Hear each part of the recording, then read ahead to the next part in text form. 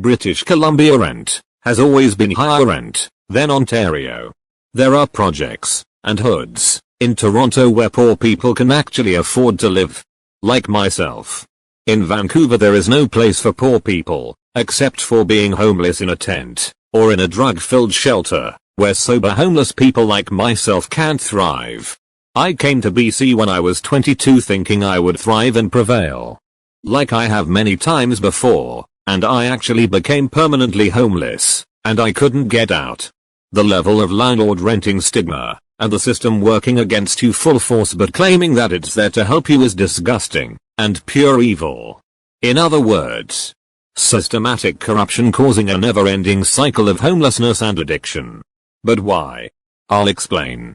I thought I was from an evil place until I met BC. People get shot in the face broad daylight downtown and the inner city like it's a normal event or something. Real gangs. Real gun violence. Every single day. Toronto, GTA, Hamilton areas. But BC isn't like that. It has a few incidences here and there but wants to be like Toronto, and be more gangster than it really is. A bunch of pissed off white boy skinhead wannabe coke boys bumping Tupac in their white lifted 4x4 pickup truck. Never been to jail. Never been homeless. Never been in any real hood. Like Toronto. Not Surrey. Surrey is a joke compared to Toronto, but BC has its own game. Its own evil. Unique to Ontario, BC is safer. But it has something very dark dwelling in it. Created by cowards who only pick on the weak. The homeless and the addicted. The politicians here in BC are the goons, and the government is the gangster. And society picks and preys on the homeless out here. I couldn't believe it. It tried to push me back to Ontario, back to the trenches, where we don't have jobs. We sell crack to survive and to feed ourselves and to put clothes on our backs, or at least if you have no family or parents and grew up in the streets at 14. Like I did, among demons, against your will, you adapt and survive. I didn't even know what a SIN number was or how to get a job at 14 years old, but I was homeless. And hungry. And the shelters were full of goons. It wasn't safe. It was safer to sleep outside. I could get a place in Ontario. It was easy, landlords will rent to anyone. They don't even care where your money is coming from. I came to BC and it almost killed me. It ruined my life. Rent was crazy high. Landlords are super judgmental and picky. It's a cliquey place where people think they're too good. Massive stigmatization. Society here is nothing but a bunch of bullies and wannabe gangsters. If you're homeless no one will rent to you or give you a job. And the thing about BC is they let drugs thrive here because the government and people high up running this province are profiting from addiction. They have built an entire flawless invisible system around it to appear as if they are helping the issue. Let's expose the drug trade and homelessness in British Columbia, Canada. They create services and solutions that they know won't work to get federal and government funding to keep themselves employed while they make themselves look like heroes and create organizations around helping the homeless and addicted.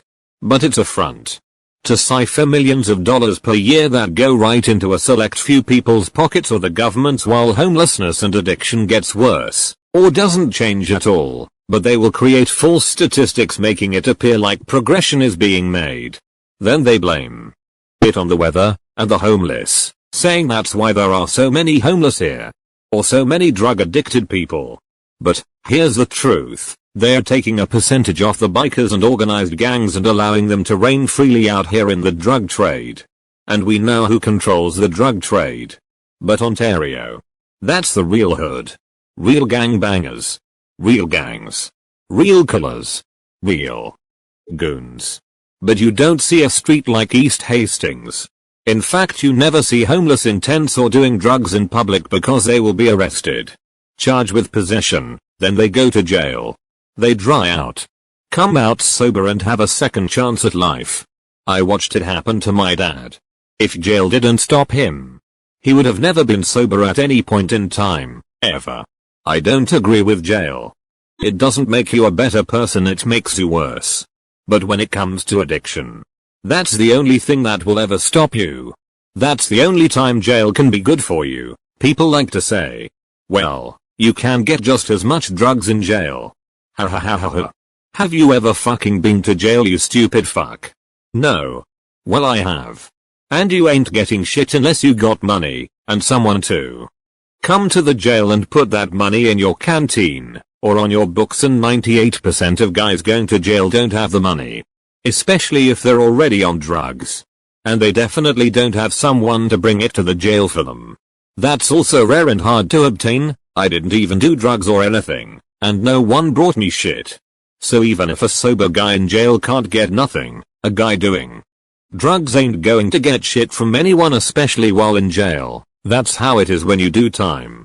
Don't get it fucking twisted by these idiots out here in the suburbs who never even been to jail or done drugs to know what the fuck they're even talking about. But, in BC, they give you free drugs. It's legal. You can use in public outside anywhere, and they help you do the drugs. And then when you overdose and almost die, they hit you with Narcan to keep you alive, so you keep buying drugs and making the machine money. The whole thing is a pyramid scheme. Took me 8 years out here to figure it out. I'm 30 now. But I didn't tap out. But this place is going to know me. And feel my wrath. It tried to snuff out the wrong guy. I'm too fucking resilient. Bitch.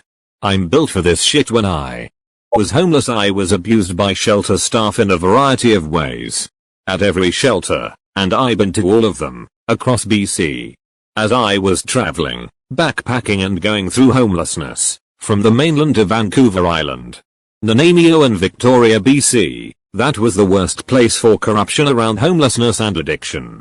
Which is the city I'm mostly speaking on. I saw how organizations apply for funding and huge grants. And everyone gets paid except the homeless guy. The Salvation Army makes $28,500 per month by charging the homeless from their welfare checks $600 per month. Which goes to BC Housing. Which is owned by the BC government, so that's where your tax dollars are going. Plus interest. Not the homeless. It goes through their hands and right back into the government's. So $600 per bed, to live in a homeless shelter. A non-profit Christian shelter. They are not of God at all and don't do at all what Jesus would do. They abuse the homeless, charge them their entire check, all to live in a dorm with 30 other men in bunk beds suffering from addictions, mental illness, alcoholism, and the list goes on. Me being a sober homeless guy, thinking, yep, I will get myself out of this. I will just get a job, and get a place, and I will be out of here in no time. I was wrong. I couldn't sleep for days because of the other people living in the dorm. People were stealing all my stuff. Trying to fight me. It would be easy to defend yourself and end up in jail. They allow drug users to use drugs inside the shelter. People are overdosing left, right and center. In some shelters, guys were smoking meth in the bathroom. So if you're sober and homeless and want to stay away from these influences, you can't, and you'll be exposed to those drugs. But that's also by design. It's built for you to fail. Shelter staff were cruel, rude and abusive. There were bed bugs. No socks. The food made you violently sick, to the point you couldn't work or even eat anymore. It deteriorates you slowly. You can't make it out of homelessness like that. But they know that. It's all by design. They charge $600 per month. The staff are abusive. Power-tripping master manipulators that have no lived experience. They just see it as an easy career path or a job they can get easily because no one wants to work in a shelter with the homeless. They would play head games with guys that have mental health issues, and then kick them out when they snap or lash out or try to defend themselves from being preyed on, and mind games played on them constantly and relentlessly. They use the power of the bed you need so badly against you. They kick you out early in the morning and don't let you back in until 6 p.m. or later. I saw it all. God is my witness. I even filed a civil rights complaint with the Human Rights Tribunal Act, which got accepted. But I couldn't afford a lawyer. They know that too. All by design. And I don't do drugs. I don't drink. I don't smoke.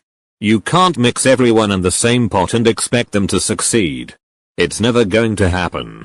That's why homelessness stays in the state that it's in and has never been resolved, in BC or anywhere really.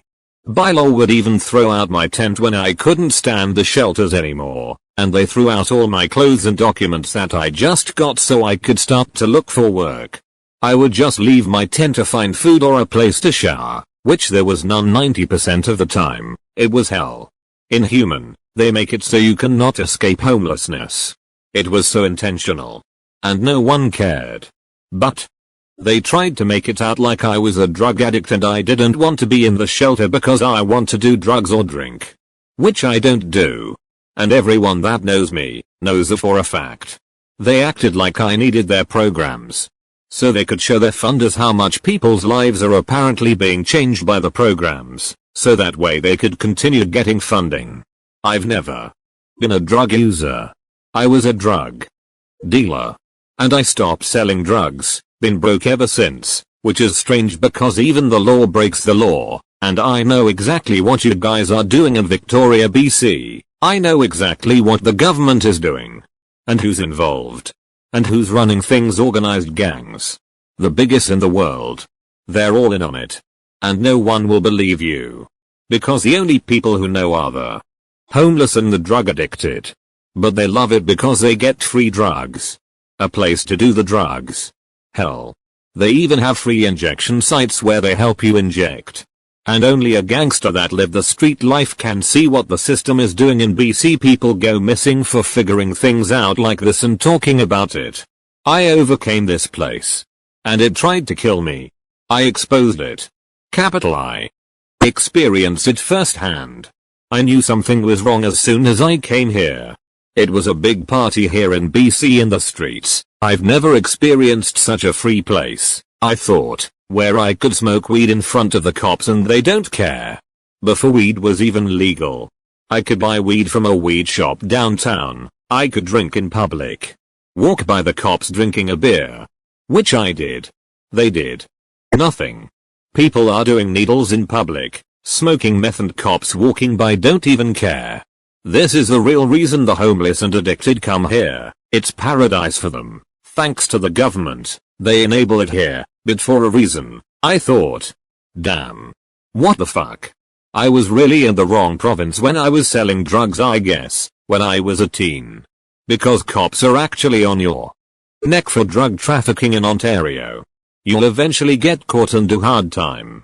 Not BC though. I could have came to BC and sold drugs for 8 years and would have never been caught, never been pulled over once, never been stopped 8 years in the streets homeless. Could have been moving packs the entire time. This place is unreal. They cover it up and call it harm reduction. They even got paid actors who say they were saved by harm reduction, and that's why they're sober now and alive, which anyone from the street for real knows that's a fucking lie, off the rip, and they sell it like that. One guy that does it in Vancouver even did a TED talk about it. His name was Guy. Laugh out loud. No, really, his name is Guy. Apparently, but they're getting paid to do it. How do I know? I was there. They offered me a job as an advocate with lived experience. Then I became an advocate of homelessness and got employed. I met with government officials and organizations and saw what they do to get paid. And how they keep homelessness where it is. And addiction where it is. So they can get that $100 million budget each year, because, oh, well, the first 100 million didn't work, but we're making great progression, or at least they claim. Hey, Mr. Federal Government, please send us another 100 million this year so we can maintain this progression we have made. You guys print that shit anyways. Here's our fake statistics on how much progress we made and why we will need another $100 million budget again this year. Lol. And they do it year after year. Homelessness gets worse. Addiction gets worse. I was out there the entire time. I starved. I asked all 3 shelters in Victoria for a blanket in the middle of December when all the shelters were full and they all said sorry, we have none. Well, that's not true, is it? I saw all the budgets coming in 1 year for housing and homelessness projects in Victoria, BC because I was working in an organization as a public speaker and advocate of homelessness with lived experience. And that's how I discovered the true evil that's going on here. I got to see what no homeless person has seen before. I was the first to get employed around lived experience, getting paid $20 an hour and $100 per workshop, and get paid to basically tell government officials my story and how I became homeless and how there is no place or space for sober homeless people because the system assumes everyone who is homeless is on drugs. I was a glitch in the matrix, a needle in a haystack. There was so much support for drug addicts but none for sober people. I found that strange.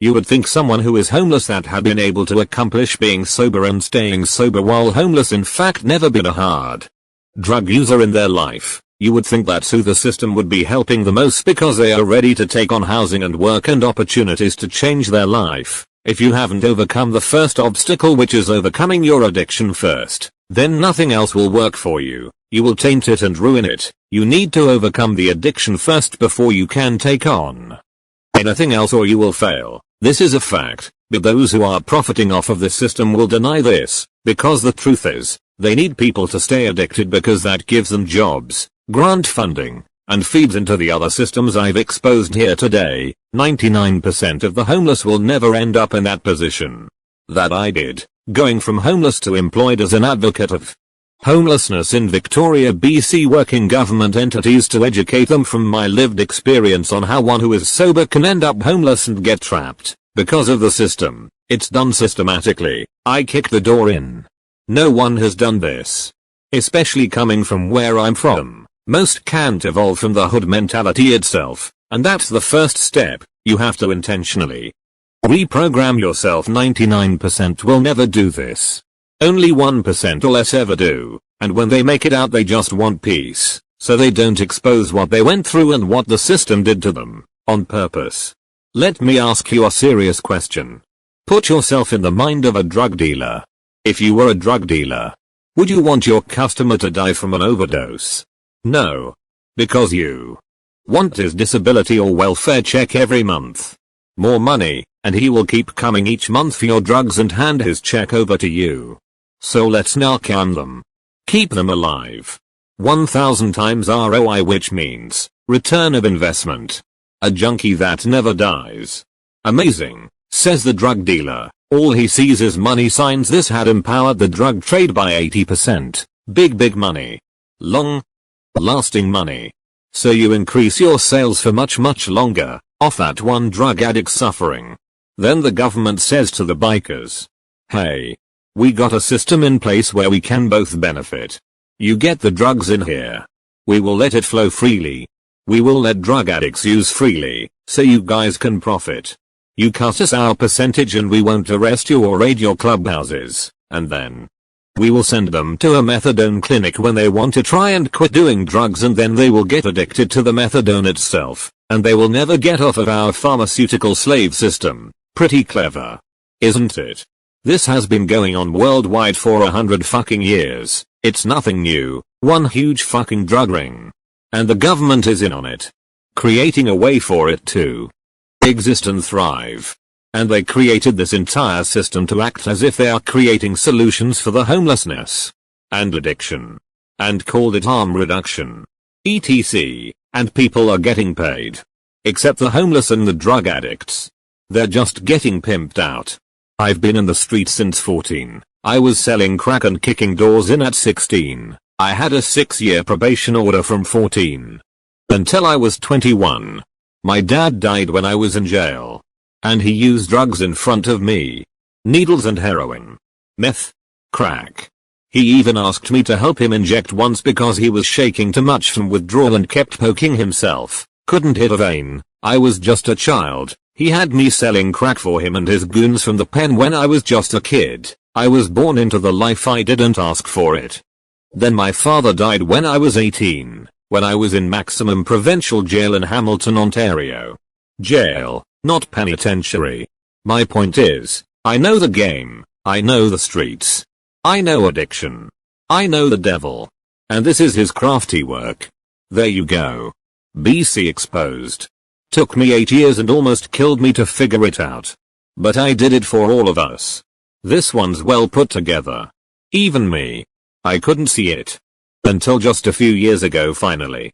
And it was a real punch in the chest. This is as evil and dark as it gets.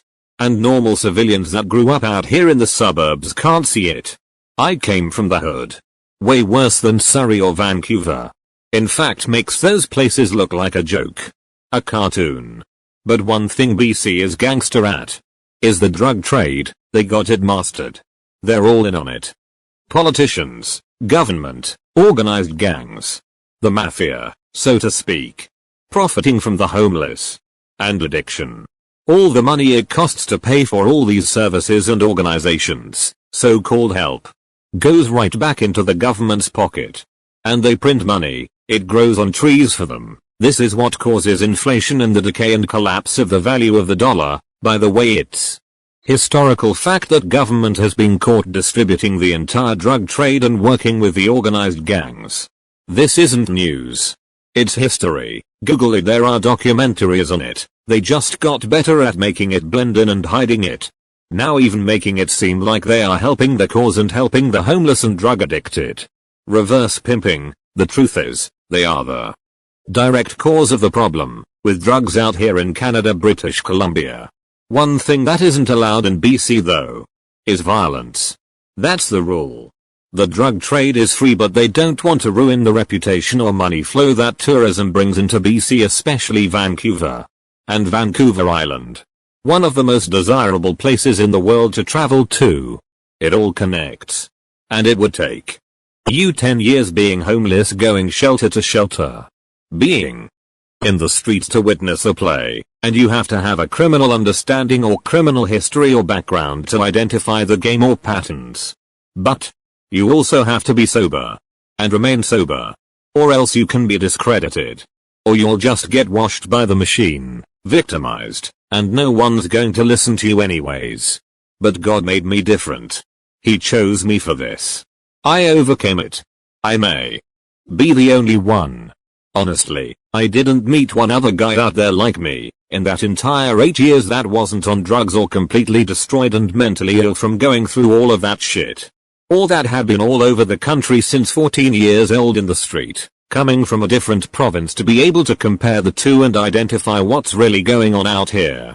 Now, I couldn't fit everything in here. And I can't say everything I know. That was already pushing it. And putting myself at risk. Already. Not that I worry. Because I'm a child of God. No weapon formed against me shall prosper in Jesus' name. Those who plot death against me shall fall into their own traps. In Jesus' name. Amen. God allowed me to be preserved, in order to give testimony. And also give glory to Him, the Most High. BC needs to be exposed. Victoria, BC needs to be burned to the ground. And we will stop at nothing until it is revealed, and all who participate in this mass genocide, in killing the homeless and preserving the addicted for profit. We are anonymous. We are legion. We do not forgive. We do not forget. Expect us.